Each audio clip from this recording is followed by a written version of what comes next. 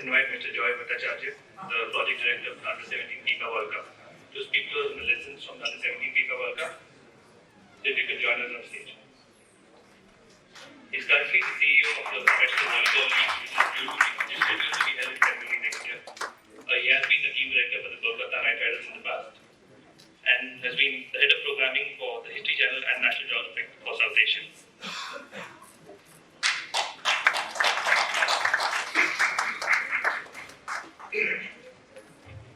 Apologies, can you hear me clearly? Okay, so I have a presentation, which is what we want to do in these times, but more than telling you presentations, I'll probably try and run you through a little bit about what actually goes on to running a World Cup. And the one good thing that the All India Football Federation did was that we started off in this business of trying to do a World Cup about 3.5 years before it actually happened, which by normal association standards is absolutely outstanding. However, what happened when we joined is the first thing we figured out is there's this absolutely mad and probably the most efficient colleague I've had in my life. His name is Bhattacharjya. What happened when we joined up is we realized that one of the first things that we met is we met the entire group of people, which is the sort of all the different members, state associations of the All India Football Federation, and our hearts sank. So there's this great story. That first meeting that we had, Bhattacharjya, who's probably India's greatest footballer, was there. And there was a situation where Bhattacharjya was actually, suddenly a matter came up for discussion, and what happened at that point in time was, somebody said that every state association, instead of having to pay registration fees of 500 rupees, had to actually pay registration fees of 10,000 rupees. Okay? So a state, imagine the size of UP, has to pay registration of 10,000 rupees. Now, remember that these people are probably spending 25,000, 30,000 VIFF is spending to bring them there. 5 associations stood up and said, 10,000 rupees we can't manage. So Bhattacharjya suddenly couldn't bear it. He got up and he said that if for the world's most popular sport, okay, 85 crore people in UP or 80 whatever million people in UP cannot afford to get together 10,000 rupees, maybe the wrong people are running the federation. Okay, and that was the truth that we came across. So what we had was a very interesting structure where right at the top, the people who bought in the World Cup to India were actually very, very clear that this was a game changer for them. So people like Kushal, Praful Patel, all these people said, okay, we need to do this well. But the kind of team under them, or the kind of people in the state associations, was something that if we dealt with on a day-to-day basis, it's not easy for me to have any more white hair, but yeah, probably I could have tried. So what we figured out is, how do we actually do this? So we created what we call, Javier and me used to call it was our kamikaze style of management, which is, we are going to come there and we're going to do everything, just blame everything on us. Okay, because at the end of 3 years, we're going to walk out, we'll do whatever we have to, we'll make all the enemies in the world. Whenever they say anything, just put it on us. And we had a great advantage. My colleague with me was a white man, Bhattacharjya. So we used to, whether he worked for the LOC, the Federation, FIFA, was immaterial, we said, he's FIFA, white man.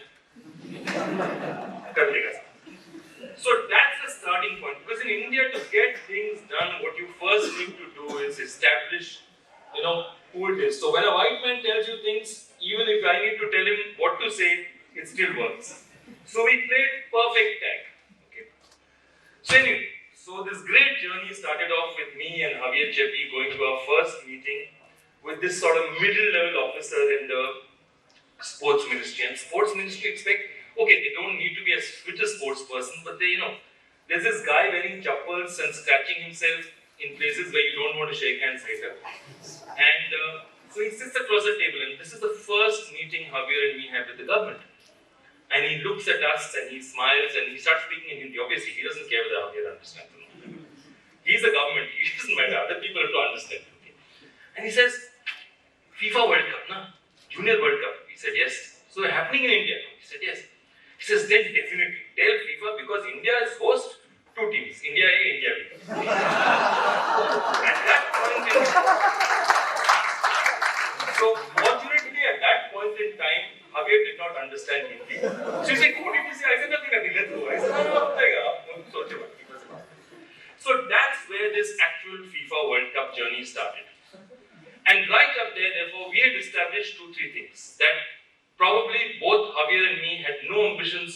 any other jobs in Indian football. So we were free to do whatever we had to, because it could be blamed on us later, we could do it and get out of it. So I think one of the important things in doing stuff in sport is, if you're not scared of the consequences of what the long-term consequences are, you can probably get a hell of a lot done. So what did we do? What did we try and do, and what did we end up doing? We couldn't do everything that we wanted to, but we started off by trying to first say that, okay, this is the first FIFA tournament India has hosted. And we tried to put something behind that, because the fact of the matter is, for whatever reason, there are lots of stories about bare feet and all. I don't think that's a true story. But ever since India did not go in 1950, we have not played a single FIFA tournament. Neither senior, nor junior, nor women's. Not a single tournament have we ever qualified for. So for us, it was a really, really big thing, saying that this needs to be really important for everybody else. And so we got down and we said that, first and foremost, we have to say this is our breakthrough year. 67 years after India had a chance to play a World Cup, this is the chance that we might actually play one. So this has to be the start of the journey, and we cannot treat it like a Junior World Cup. Junior World Cups in most countries in the world are done as a favor. You know, if they just do it, then okay, something's happening. Chile is doing a World Cup. Chile has hosted, the Sing Cup, the Copa America. For them, they hosted a World Cup in '62. For them to do a Junior World Cup was, hey, okay, we're doing another World Cup, doesn't matter. For us, it was, dude, this happens. This is it. This is the start of India's football journey. The second really important point for us, and that was also really big, was we told ourselves from the very start that one of the most difficult things that we're going to fight with is perception. So the other thing that was etched in our heads was not another Commonwealth Games. Because the reputation that the Commonwealth Games took aside, one was the officialdom, but then to have dirty bathrooms is one thing. To try and justify dirty bathrooms just gave us an impression around the world that we just don't know how to run sporting tournaments. And we couldn't count the 2011 Cricket World Cup because 10 countries play cricket. The rest of the world is not bothered about how well we run a cricket tournament. But for a football tournament, immediately they'll say, are these the kind of people, can they run a clean, in every sense of the term, sporting event? So that thing was extremely important for us. That was the starting point, saying that we have to do it in a way that is so transparent that people can never show a finger at us and say that, boss, you guys are taking money. So one of the things that used to happen was the office of the Ministry of Youth Affairs and Sports is at Shastri Bhavan.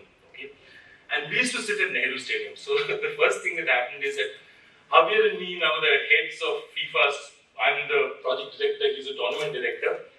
We used to walk across and go to the local dhaba and eat lunch because neither of us used to carry lunch. So all the babus who were working at the SAI has to have long look and say, this is not quite the kind of people they've had. And then what would happen is, when we'd be called to Shastri Bhavan, the first thing they say is, sir, gaadi ka number bhej dijiega, gaadi aane ke liye. I said, bhai sahab, hum log to metro mein aa rahe. They didn't know how to deal with us. But what we did establishing, and it was not just about not having a car, it was the fact that very clearly we gave this overt impression that you can't mess with us financially. We are not drivable. We aren't coming in Swish cars. We aren't the kind of guys who you can slip a couple of bucks to. You can't wine and dine us at 5-star restaurant, because finally, if you are happy eating in dhabas, there's not very much you can do. And that dhaba, I have to tell you, is particularly dire. Because once I took this art football federation head, Kushal Das there, he had his stomach upset, never came back. So after that, all the meetings, what time is the meeting? 11:30 or 2 o'clock. Beach pe kabhi nahi aata. So anyway, this was the journey. But all these are really important, because when you're dealing with officialdom in India, to give an impression that was saying that, boss, you can't corrupt me with money, I'm going to run it clean, is really important. So now moving on to this thing, it was basically held over, as I said, 22, 23 days, over 24 countries coming. Goa, Guwahati, Kochi, Kolkata, Navi Mumbai, New Delhi, we had a great mix of cities in that sense. And what did we really want to do? There are two basic things that we wanted to do: raising standards and wooing the billion.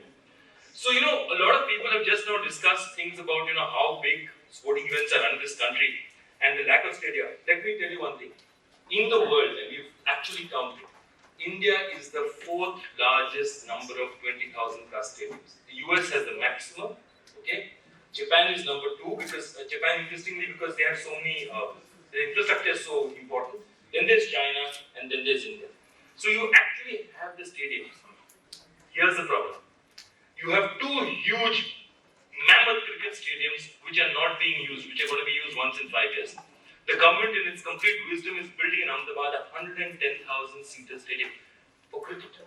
It already had a perfectly decent stadium. To have that stadium work, you don't even have IPL matches. But if the BCCI follows its rotation policy, it will get a game once in 5 years, you get a one-day international. And you built a 110,000-seater stadium, you're building for that. I mean, it just completely. So it's not a problem that we don't have facilities. It's that it's used for the wrong games. It's not multi-purpose. They are completely cricket stadiums, and they are built. I call them ego stadiums because they don't serve any other purpose than massaging your ego one day in 5 years, where you're going to stand up and it's going to be shown on television. So it's not a problem of infrastructure. It's a problem of utilizing the infrastructure in the property. So we said, what are we going to do? We can't change that, but we can make sure that the 6 stadiums, 6 cities that we have, we can really make a difference. So what did we do? We made 6 stadiums FIFA standard. And by FIFA standard, it's a very interesting thing. The first time that we came with the FIFA inspection team, we went to a ground, and it was at Guwahati. And they said, sir, we'll show you the VIP area. And the first thing they did was, every FIFA inspection starts first from the ground. Because the first thing that's inspected is the turf. The player comes first. From the turf, they go to the dressing room. That's the second point. Because it's always the player first. The next in line, actually, is the spectator. So we inspect the ladies' toilets, the gents' toilets. That's the next stage of testing. You go through that, then you check the safety, the amount of people who can sit out there. Then you check the media reviews, because media is really important for putting it up. So the biggest thing that we had in India was we actually had completely inverted the process in which India did it. In India, I remember Javier and me standing and the South Asian Games were happening, and top athletes, Asian Games gold medal athletes are standing in a line, inside a narrow line for 1.5 hours, because the Prime Minister's arriving. The Prime Minister has to give a speech. Okay? After the Prime Minister gives a speech, the Chief Minister will give a speech. Then the games will be declared open. There's ceremony, and they have to stand in a line there, then walk out, okay, and stand in the field. These are players who are playing the next day, wearing suits, okay, for 2.5 hours standing in the field. And I said, boss, here's what the problem with Indian sport is. Everywhere else, the player first. The player, the fan, spectator, the media, and then everyone else. Here it starts with the VIP, which is either a bureaucrat or a federation head, or a politician. Mostly they're both of the above. Then it's the media, then it's actually the fan, and then the player comes last. The truth of it is we have a completely inverted pyramid in the way we looked at sport. So when we started, we said, first and foremost, how can we serve the player? So it was the 6 stadiums. But you know what was more important than 6 stadiums? Each city we had to have training fields which were actually made as good as tournament turf. The reason is that all the practice fields are used every day by teams. And if you have an injury in a practice field, you're dead. So your practice fields, we used to say, you need only 1 dressing room because only 1 team will come practice. We used to say, make 2 dressing rooms and fix permanent floodlights. And we used to force the states to do it. What we did before we even started off was, we had a series of guarantees with each state government. And what we managed to do was execute those guarantees. How did we do that?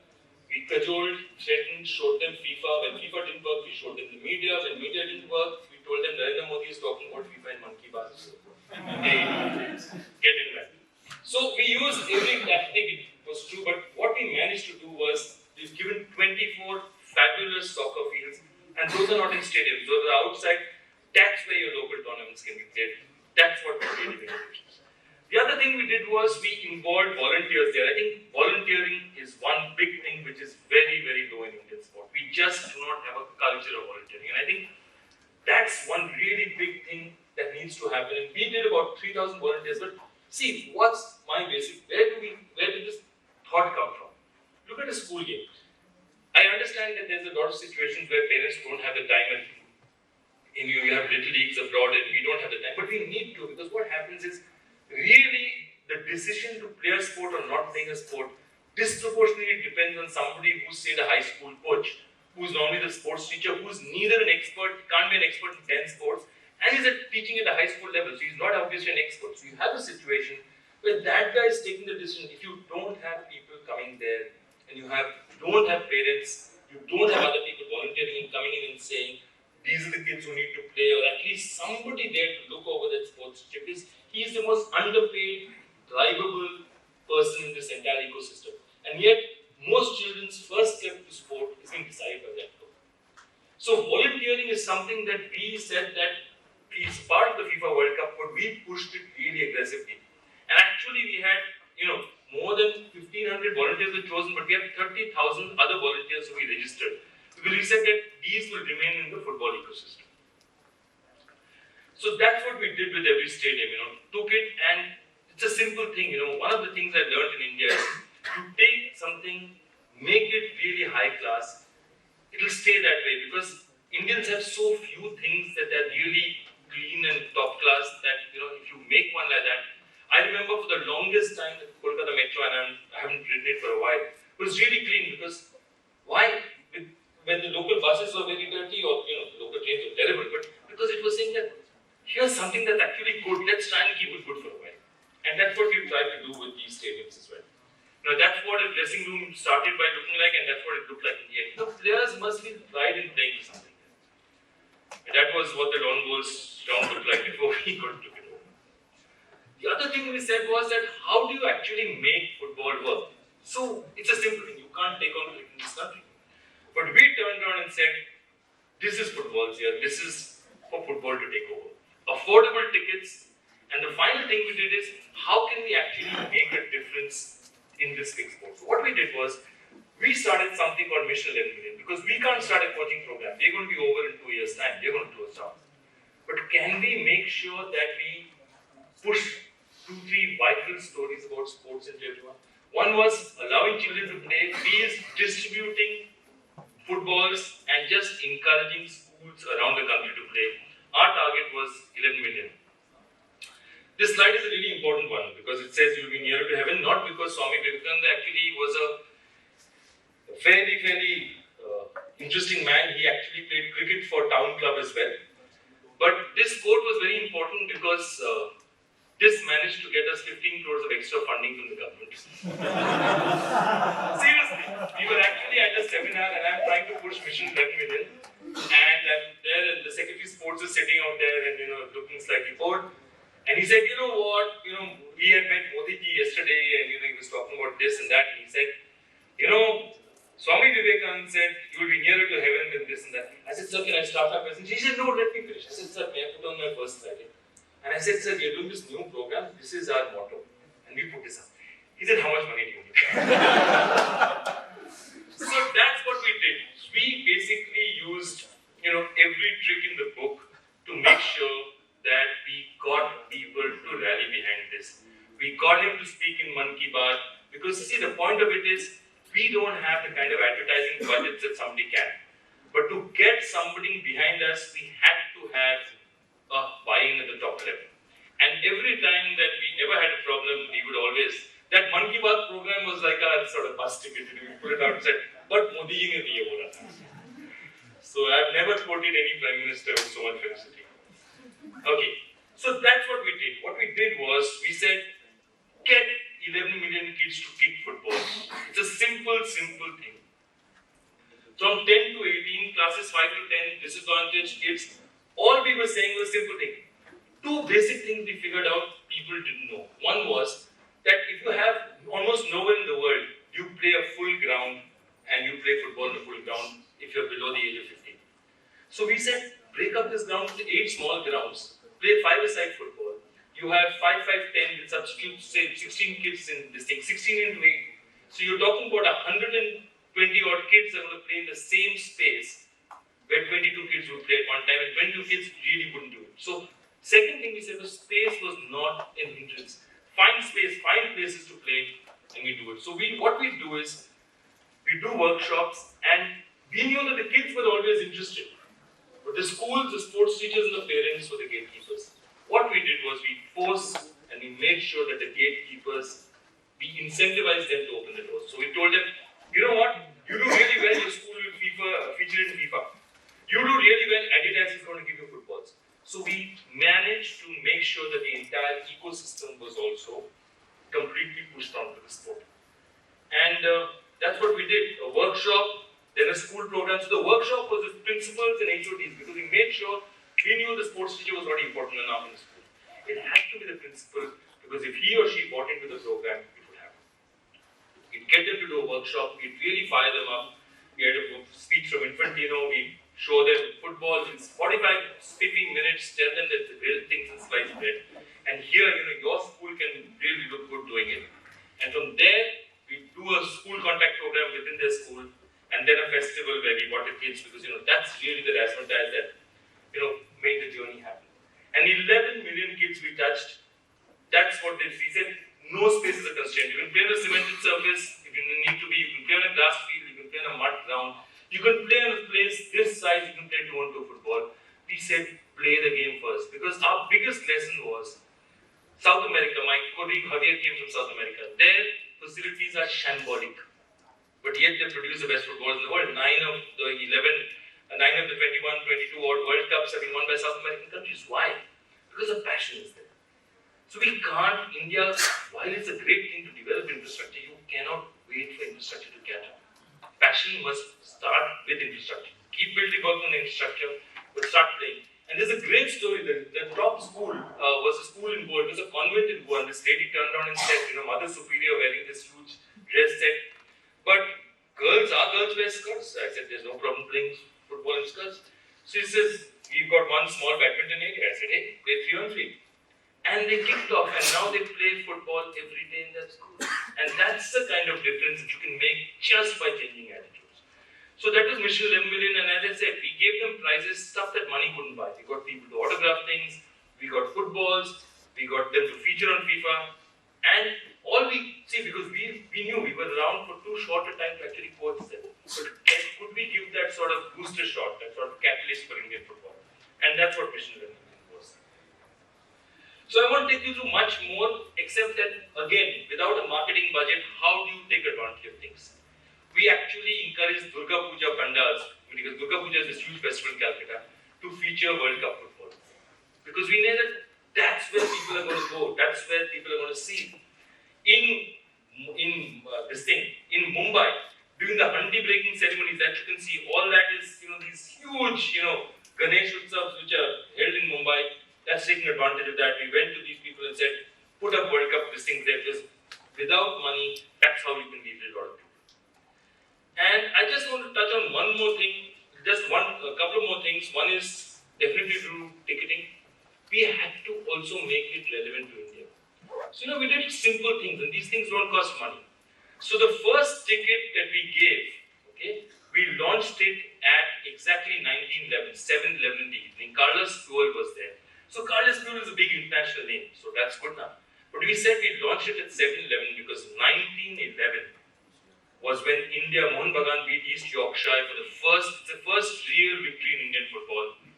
And so the first ticket was given by Carlos Puyol to the granddaughter-in-law of Shivdas Bahaduri, who was the captain of that team. And she was given a ticket for every match. Similarly, there's this one couple which you all must have heard about in ESPN. They go to all the World Cups. Very, very middle-class Bengali couple that have been traveling for the past 9 World Cups. We made sure that they came to our ticketing ceremony and we said, every other World Cup you have to travel to go to, here you're going to sit and watch the game in the best seat in the house. And those are the kind of little things that these don't cost money. It's just telling people that, hey, it is this big international football game, but we mean we're relevant to India. And India means something to us, Indian sporting history means something to us.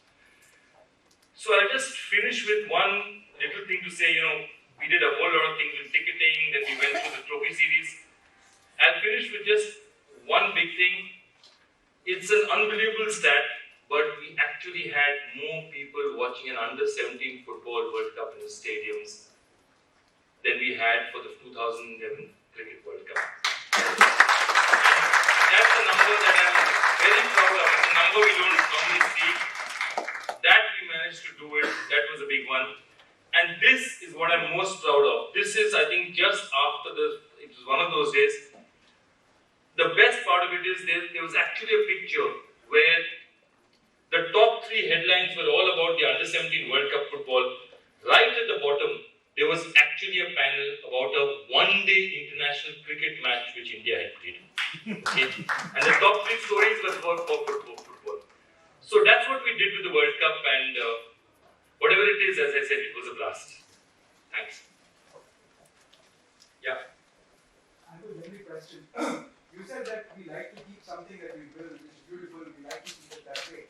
Don't you think in India, it's a very specific problem to India, that might act as a barrier for a lot of people to come through because of the administrative sort of issues, or because of maybe certain policies being put in place where kids do not get to use these resources more often than not?